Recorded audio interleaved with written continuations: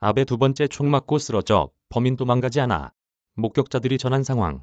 아베 전 총리의 피습 당시 상황에서 대해 일본 언론들은 실시간 보도를 이어가고 있다.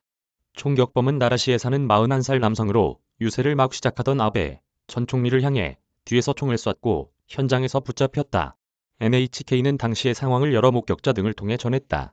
이날 오전 11시 30분쯤 나라시의 야마토 니시이지 역에서 아베 전 총리의 연설이 시작되자마자 1에서 2분이 지나 두 발의 총성이 현장에서 들렸다고 한다.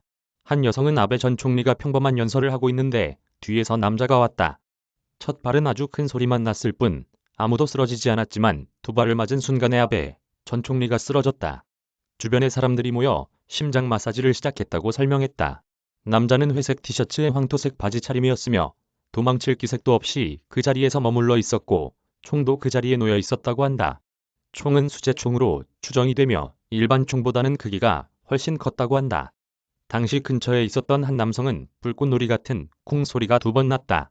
범인으로 보이는 사람이 권총보다 더 큰 무언가를 안고 있었고 달려온 경비 직원들에게 붙잡혀 있었다고 말했다. 연설을 듣고 있었다는 나라시에 사는 50대 여성은 연설을 보고 있는데 헬멧 차림의 남자가 아베 전 총리에게 다가와 총을 이발 쏘았다. 총은 권총보다 더 큰 것 같았다. 쏜 순간에 아베 전 총리상은 쓰러졌다. 남자는 곧바로 붙잡혔지만 관계자가 의사 없느냐며 주위에 소리를 쳤고 이후에 구급차가 와서 이송했다고 말했다. 이 여성은 믿기지 않는다며 당시의 충격을 전했다. 현장에서 붙잡힌 용의자는 나라시에 사는 야마가미 데스야이다. 경찰은 살인미수 혐의로 체포해 조사 중이며 소지하고 있던 총도 압수했다. 공개된 총 사진을 보면 일반 총이 아니라 상당히 뭉퉁한 형태를 띠고 있어 개조했을 가능성도 있어 보인다.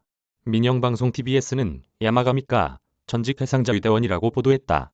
현재 아베 전 총리의 상태를 정확치 않다. NHK는 현재 구명 조치가 계속되고 있지만 정확한 상태는 알려지지 않았다고 전했다.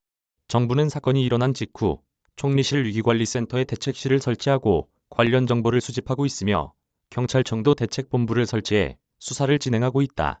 일본 정부 대변인인 마스노 히로카즈 관방장관은 기자들과 만나 어떤 이유로든 이번과 같은 만행은 용납될 수 없다고 강력히 규탄하면서 정부 차원의 대응에 만전을 기하겠다는 뜻을 밝혔다.